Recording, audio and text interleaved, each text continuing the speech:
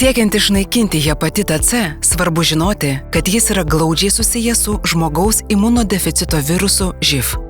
Jungtinės tautos, norėdamos užtikrinti sveikesnę ateities visuomenę, iškėlė konkrečius su živ plitimu ir gydymu susijusius tikslus 2030-iesiems. O norint įvertinti progresą, buvo iškelti ir tarpiniai tikslai 2020-iesiems.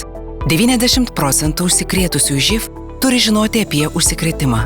90% asmenų, kuriems diagnozuota živ infekcija, turi gauti antiretrovirusinį gydymą. 90% gaunančiųjų gydymą jis turi būti veiksmingas, viruso dauginimasis nuslopintas. Vis dėlto, Europoje ir Centrinėje Azijoje iš 3 išsikeltų tikslų įgyvendinome tik vieną. Galime pasidžiaugti, kad 2021 metais šiuose regionuose gydymas buvo veiksmingas 92% jį gaunančių pacientų. Tačiau tais pačiais metais tik 82% žinojo, kad yra užsikrėtę živ, o antiretrovirusinį gydymą gavo 85%. Lietuvoje šie skaičiai gerokai liūdnesni. Apie užsikrėtimą žinojo 82% živ užsikrėtusių asmenų ir tik 43 žinojusiųjų apie živ gavo gydymą. Manoma, jog apie 10,5 milijono europiečių nežinojo, jog yra užsikrėtę hepatitu C. Živ, hepatito C ir hepatito B virusai plinta tais pačiais perdavimo keliais. Todėl šiandien kalbame apie šių virusų epidemiją, jos mastą, priežastis, problemiškumą ir sprendimus, kuriuos taikydami galime sumažinti sergančiųjų skaičių. Pandemijos mastas.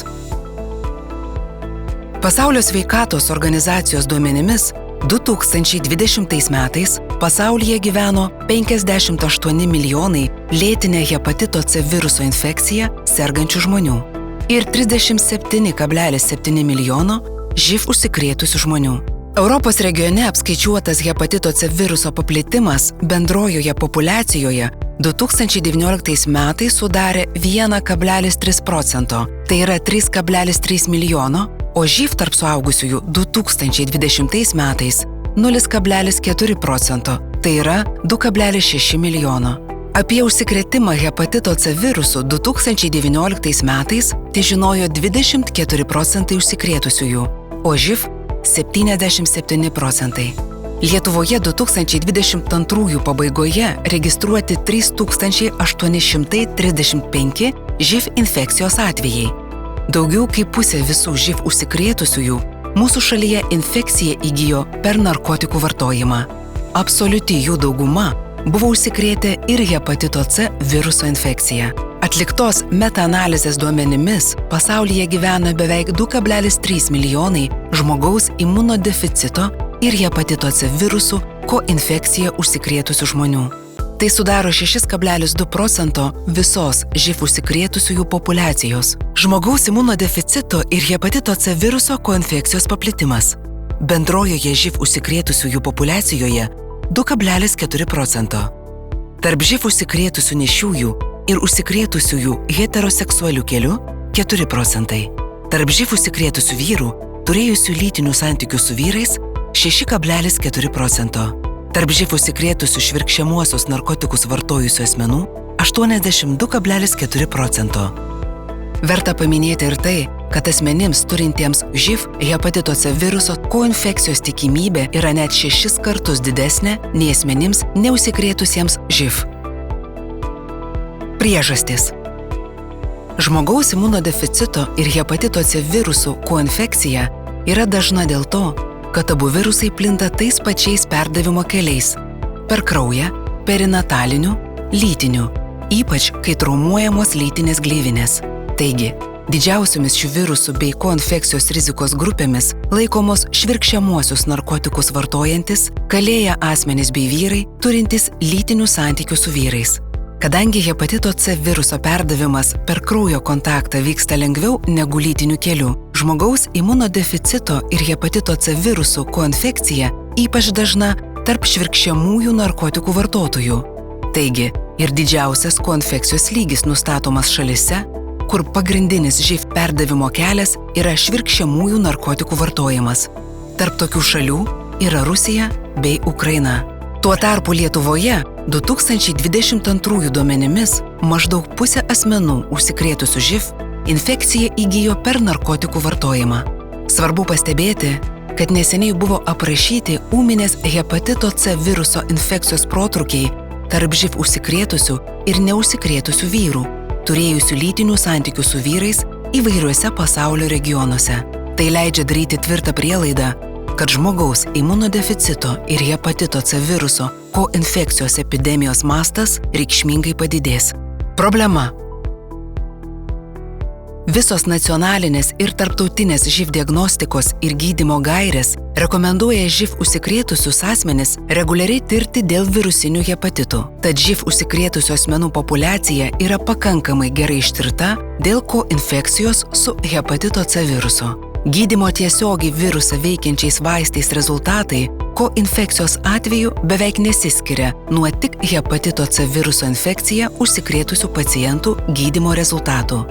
Tai kodėl vis dar kalbame apie epidemiją?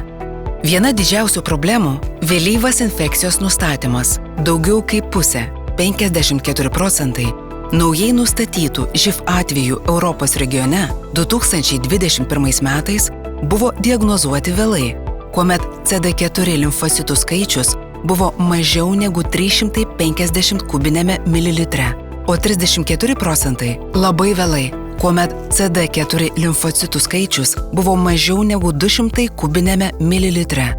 Per pastarąjį dešimtmetį šie rodikliai nepagerėjo.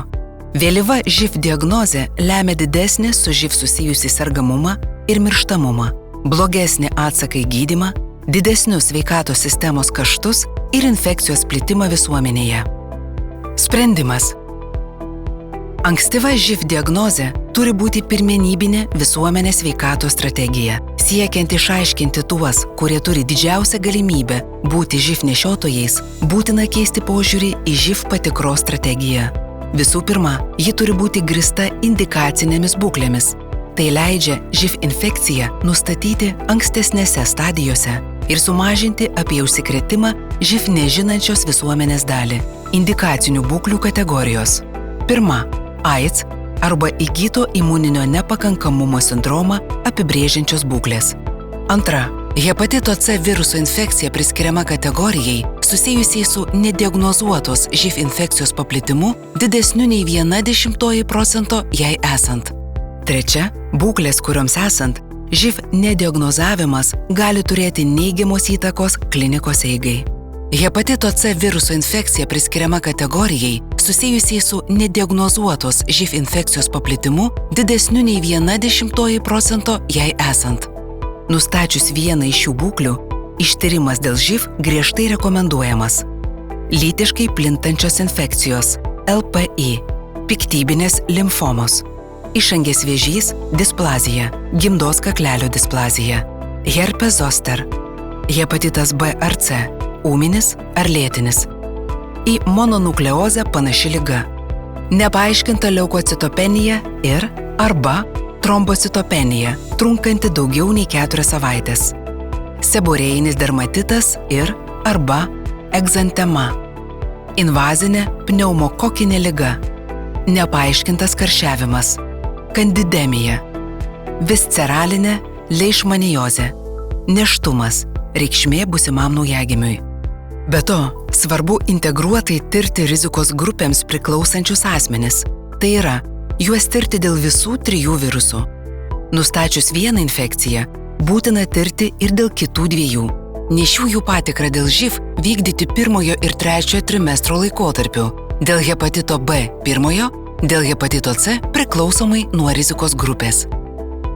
Galiausiai, būtina užtikrinti, kad ištyrimas būtų paprastas ir panašus į kitus diagnostinius tyrimus.